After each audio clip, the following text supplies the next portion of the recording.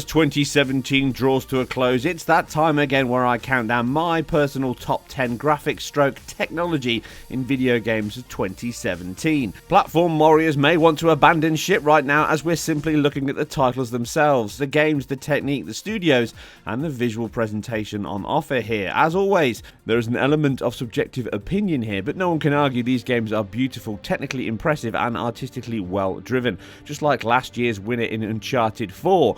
But things move on, and that was last year and this is now. Now, before we dive into the top 10 list, I must cover a few games, only a few of ones that just narrowly missed out on hitting my top 10. The latest Call of Duty title was one that I really wanted to add to my list, littered with gorgeous views, dramatic set pieces, great character models and details, but it also suffers from some really annoying stuttering from the checkpoints in the single player. And to make matters worse, after a few patches, it even got worse. Cutscenes now drop to 30 FPS rather than 60, which is jarring at times and still tear often as they have the increased resolution or the reduction to the temporal reconstruction method I covered in my early look. A cracking looking title, but one let down by obvious performance bugs at degrading levels. I hope they can restore the previous level of performance and resolution. Stay with me. Forza 7 is another title that really impressed me from its great design, detailed car models, and highest of all, the most scaling dynamic engine I have ever seen. No stone is left untouched with which to wring every last drop of performance from the host hardware, be it 1080-60 or 4K-60 on the X or a good PC. This game looks and plays incredible. It simply does not push the tech curve on enough compared to the rest that made the grade here, but Turn 10 are still masters of the racing sim. This list could go on and on, from the incredible retro blaster Ex Machina, from the technical talents over at Housemarque, a modern twist on Defender with a suitable soundtrack that is almost a spiritual legacy from the C64 SID chip tunes. It plays just as good as it looks.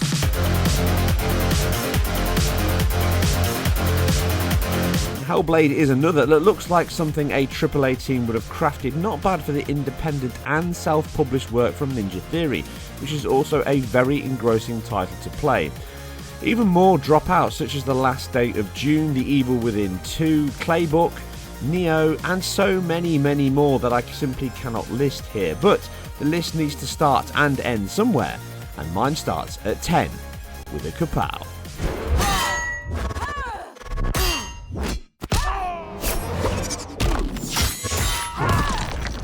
Unreal 3 may be old, but it is still up for the fight as NetherRealm proved with the vastly improved sequel to Injustice Gods Among Us. A console exclusive but now also headed to PC, this is in the mould of Mortal Kombat in many ways. A smooth, fast and flowing combat system, wide range of characters and incredible broad choice of single player and multiplayer options, but it makes my list due to the impeccable window dressing that adorns your view into this alternate superhero universe. Having spent a significant time manipulating the epic engine to deliver the goods, this leaves you with a bespoke pipeline that will be tailored to the engine. They clearly made the correct choice in modifying and improving the engine rather than shift source code lock, stock and barrel over to the latest version. Now, this may have limited some options, but any obvious sacrifices are more than smothered with the results. Per object motion blur is both abundant in use and relatively artifact free. It also stands as a feature on the third engine, with the similar modded Arkham Knight sharing the similar looks. High polygonal meshes, great facial animation, PBR material pipeline, impeccable art direction, well, aside some characters at least, excellent use of particles and light sources, and some incredible over-the-top supers. Gives us a title that looks as close to a punch-up in a DC movie. Enhanced on Pro and One X, just adds that extra level of refinement to an incredibly polished affair that kicks off my top 10 list. And likely your arse. Nobody puts Harleen in a corner.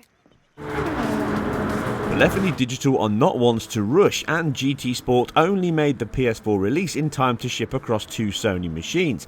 It only made the list due to World War II being outed thanks to some performance and IQ issues that hamper its impressive stature.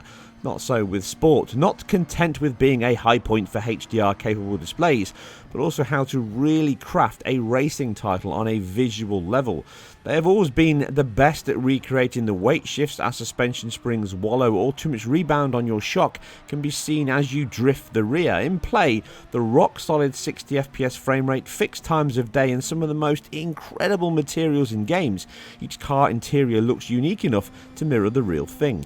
The lighting engine and reactions from all objects in the game is what impressed me the most. Light bounces from building windows, car paints glint as you whip past, headlights bloom and glare, sparks bounce from cars in a particle display with bokeh sampling. It has a sense of hyperrealism, but damn, it all looks so good.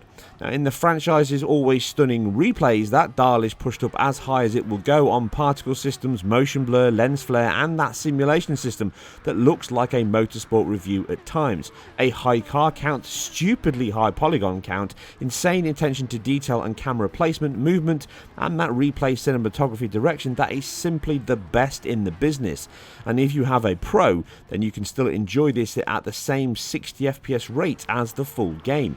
But the PS4 version still floors you with all this and those vivid details from the deep blacks and high whites that only the contrast range from HDR can excel at. It does have some weaknesses that I've covered in my analysis alongside a limited single player portion, which has now happily been expanded recently, which I hope for in my review. Now, this may not be the richest racing game in content, but for visuals, this is an opulent affair and the view from the seat has never looked as good. Now please, Polyphony, add a motorbike pack to this. You know it needs it.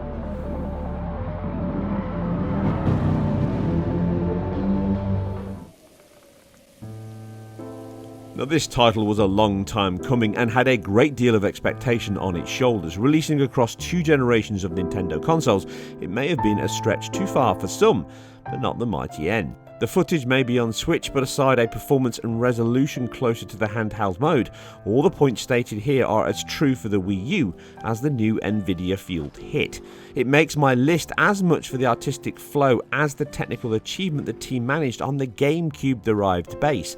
Shaking free of the shackles of older Nintendo's titles, this adopts a more modern approach to its engine and techniques. In isolation, many of the methods, tricks and effects are quite common in games of this type and are expected on more powerful hardware than this. It uses a great range of texture assets and material shaders that gives each surface and terrain variety.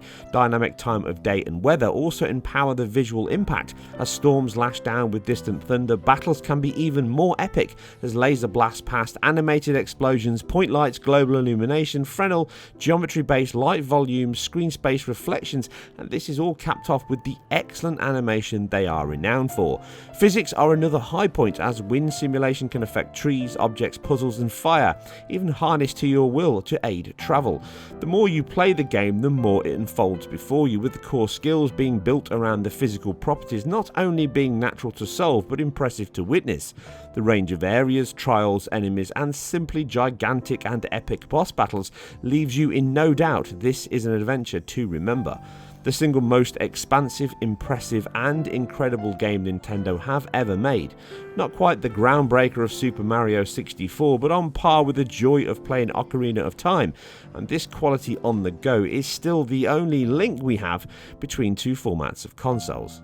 I know, but you love them.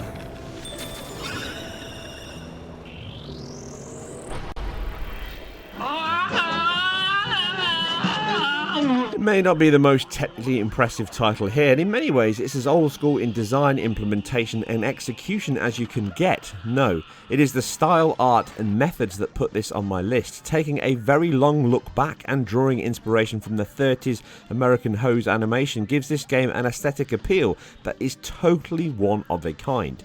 2D design gives way to a very classic style of animation that is far from the norm.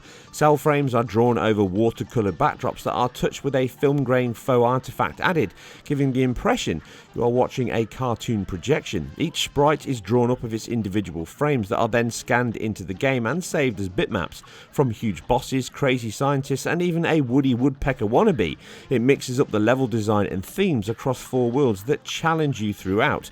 Tough, in a memory-based rhythmic fashion, you find yourself compelled to move on to the next stage just to see the treats, effects and enemies you will face.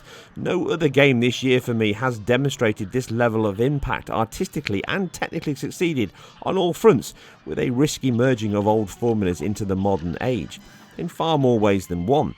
A cup he may be, but a mug he certainly is not. A worthy number 7 on my list. And who says gambling doesn't pay?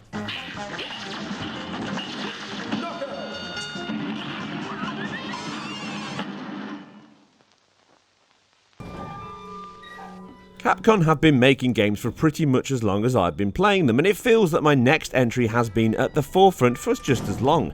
Never afraid to reinvent and shake up the norm, the 7th entry in the series, the long-running horror series, made its 3rd change to that formula. In some ways, it feels more like a modern take on the original game, but visually this is nothing but cutting edge. Incorporating photogrammetry techniques and special effects creation help craft the disturbingly realistic quality you have in this new first-person adventure. Around half of the game's characters are scans from actors and latex effects, with the more surreal entries crafted from your standard 3D modelling.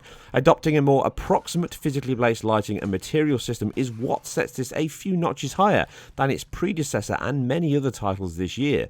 Character models look scarily real at times. Light is used to perfection, with a mixture of dark areas to much brighter ones, meaning that they do not hide any flaws within the shadows alone. Light bounce from torches to subsurface scattering. The up-close and personal view of the game gives you a good look at the quality the RE engine can deliver. Other effects are not short in supply: volumetric light, bloom, skin deformation and dismemberment, with excellent facial capture and animation all round, add up to a title that is horrifically good in every facet, and the best part is that it runs at 60 FPS across all hardware. For a first-person horror game, it really hits the mark, and the complete VR mode is a sight to behold. But just try and leave a few hours before bedtime. Don't say you haven't been warned.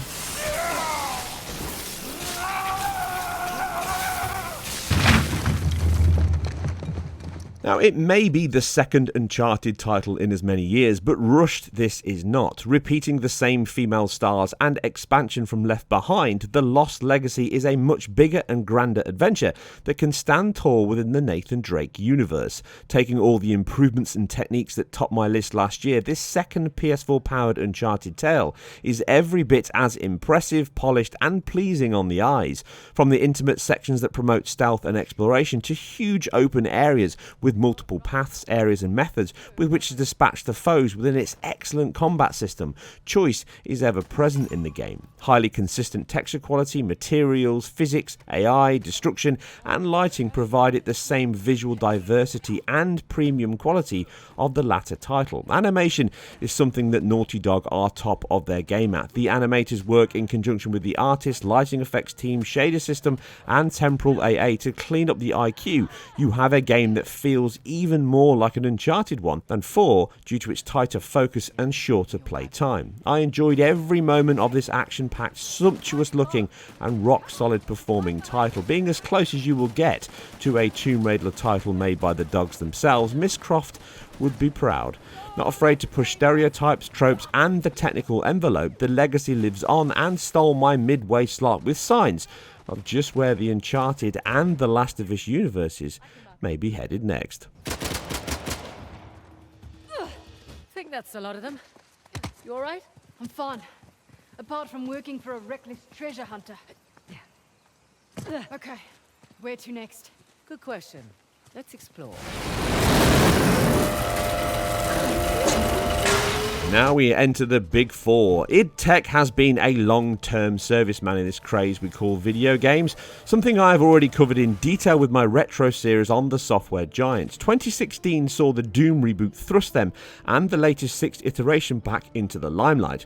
Machine Games took that engine and improved it in all possible areas for its second Wolfenstein release across console and PC at the tail end of this year. And the results are bloody marvellous.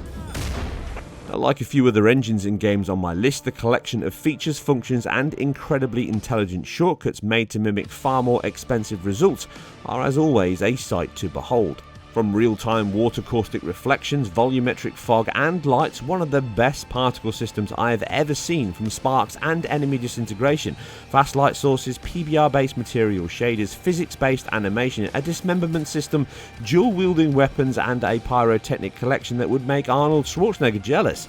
All of this is rendered in a high-performing title across console and PC that uses the extra power of these premium consoles and adds in choices from native 4K on the X to a higher performing level through 2 stages of dynamic scaling, something all versions run with.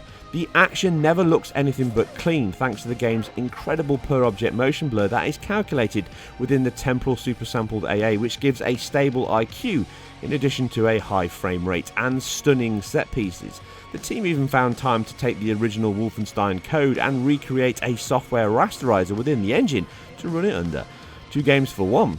Now, if you enjoy Doom or any other action-packed FPS, then this game is an absolute bargain and one of the most technically accomplished titles you could treat your machine to. It would be a crisis to ignore it.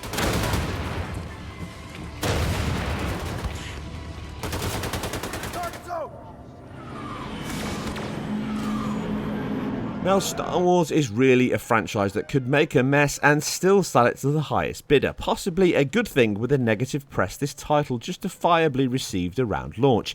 Still a great shame for Team DICE along with the sadly disbanded Criterion Games and Motive, as they have crafted a game that truly blurs that line between the cinema monster and the video game creation. Flying out of a hangar bay into the path of a Star Destroyer, X-Wings and a planet's surface to frame the shot are truly a sight to behold. Frostbite is a versatile and high-performing engine, and the minuscule budget each frame is rendered within across all formats should not be taken lightly. The game looks magnificent due to the attention to the details within the universe it is creating. Photogrammetry is one reason that helps the artistic crafts, materials, costumes and worlds that are almost indistinguishable from the movies, but also the lighting that illuminates it all, from lens flare, volumetric rays, bloom, global illumination, and a post-effects ensemble that covers the gamut of cinematic and CGI requirements. High sample motion blur gives flybys, fast movement and camera swoops an extra flourish of beauty. Screen space reflections increase the specular tones, tessellated geometry adds shape and depth to ground and objects alike, and the particle system is a must for a universe so far away. But I must add one other requirement for its success: sound design. Now, these are likely the most well-known soundtracks in cinema history, and that includes the sound effects. Ben Burtt is arguably the linchpin of modern Foley sound design and is the maestro behind many of the sound effects in modern blockbusters, are as much a core ingredient of it as the Millennium Falcon and R2-D2 themselves. This makes the use of it within the game that much more vital, and from blasters, hyperspeed or lightsabers, they all complement a game that allows you to escape into a universe every bit as impressive as anything we get to see on the movie screen, made all the more impressive when it does it all at 60 FPS. The force is certainly strong with this one.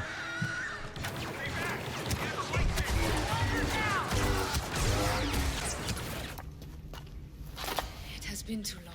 Now, Ubisoft are a company that bleeds games. They have a passion for them and invest heavily in technology, artists and teams across the globe, but they never get as much praise and adulation as I feel they deserve. Something I feel guilty of again placing them in second in my list. But one that was so very, very close, I struggled and played with the idea of which one to put first. In the end, I went down to the consistency of the visual appeal that pipped the number 1 spot, but that takes nothing away from what Ubisoft have achieved here. Now, this is something that I wanted them to take a break from before and wanted them to come back afresh with a new tale, and with Origins they did just that, which really does deserve all the credit and more it has received, and as I covered in my detailed analysis of it and the Anvil Next engine across multiple formats. They are one of the kings of open worlds, and with the AC series long since been established with its sandbox environments to be let loose in. With an extra year of development, the Black Flag team have crafted the single most impressive AC game yet, and quite frankly, one of the most striking and pleasing games I have ever played. Using the collection of studios and technology, it allows sharing from other engines and teams. For Honor, Watch Dogs and even Rainbow Six, many of the games share similar methods. In Origins, the combination of the material system we first saw in Unity, the cast of thousands upon thousands of NPCs, to the animal ecosystem from Far Cry all combine into a simply majestic and enormous world for you to revel in. Land, air or sea are all rendered with an unerring sense of realism and beauty that at times has you just admiring the views. Mixing geometry with shader effects delivers some of the best looking water in video games thus far. Animals and humans all follow a structure and go about the daily routine simulation. The sheer wealth of characters, creatures and foliage on display is yet another high point. But the most impressive part is the fact that this is such a vast game without the benefits of being on a single platform, instead multi-platform with the quality of an exclusive linear game. The sheer consistency of each building, ship, shack, hut or ancient ruin is simply beyond reproach, and this range and quality from gameplay and cutscenes impresses throughout your 30 to 40 hour playtime. Character models, skin, hair, cloth simulation effects are all used to enhance every section of the title. Like all games, it does have some obvious issues, errors and bugs, but for a title that allows you to roam from sand dunes to ruins, oasis to serpent lairs, you can forgive these parts. If you have not played an AC title for a while and enjoy a long, wide and mystical tale, then Origins is quite simply the most beautiful diving in point you could get. This is a very, very close second place, and one I even now could push back and forth between the final number one.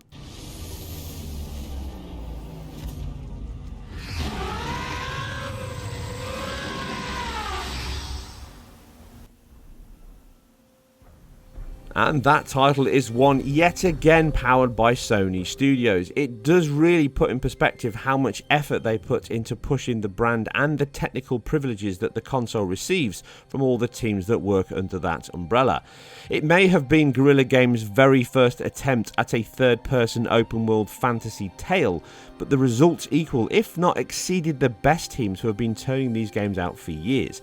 Taken as its constituent parts, it is yet another example of cutting-edge technology, artistic direction, and a spectrum of effects and techniques that impress. Some of the highest tri-count topology in games, inverse kinematic-based animations, destructible and traversable environments, globally illuminated landscapes with time of day, diverse AI and pathfinding, volumetric atmospheric cloud and fog system, not even touching on the GPU-generated landscape terrain and other development benefits. The list from the game and the Decima engine is shy of very few features and effects, which on their own are still incredible. You can check out my in-depth analysis of the game back at launch to learn more on the tech and how it also uses the Pro to refine that further still. But the reason it lands so high is the sheer quality and consistency, there's that word again, that has been achieved across nearly all areas. NPCs, character models, buildings, the physical approximate material shader system to the node-based story progression. The technology is harnessed to always deliver on the aims of the artists, designers and sound design teams, and never present for present's sake. If this was a linear structured title, it would still be one of the most impressive games released, and not just this year. But the fact these features and superlative visual results are present in a game that spans a vast open terrain littered with human and monstrous mechanical based creatures raises the results further still without the possibility of hand authoring each section. Guerrilla have crafted and created a benchmark for all open world and AAA funded console exclusives. It is not a bar I would like to have to raise myself, but what makes this wonderful world of games so incredible is that we know many teams are targeting that right now, and we know they will. But in the here and now, Guerrilla and Ubisoft Montreal can take top honours in my list of best graphics and technology of 2017, with the top 2 slots given to open world titles that look this good, play this well and impress so consistently. I think 2018 has a tall order to beat. It's going to achieve that and more once we get into those games.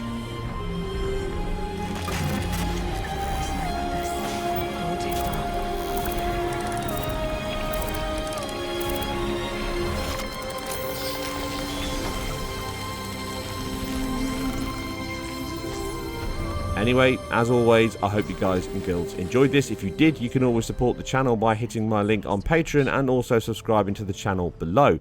You may have also read that I'm thinking about taking a break from the channel for a while, so this will be my penultimate video. There is one more up tomorrow, which will end the year out. I will see how I feel from a few weeks break. All this effort on games and titles does take it out of you, and unfortunately I don't feel as if I'm getting all of the return from the efforts I put in as consistently as I would like. I'm obviously very passionate about this industry and the techniques and technology that is in use here, which can be seen from my years of work here, but I do need to reevaluate whether or not I'm actually making a dent into the things that I wanted to. So we shall see how it feels, but I will be back at least to give everyone the update whether I quit or whether I continue in a direction anew. Please bear with me as I take these next few weeks off. Anyway, you guys and girls take care. I hope you enjoyed this, and hopefully I'll see you very soon in the new year.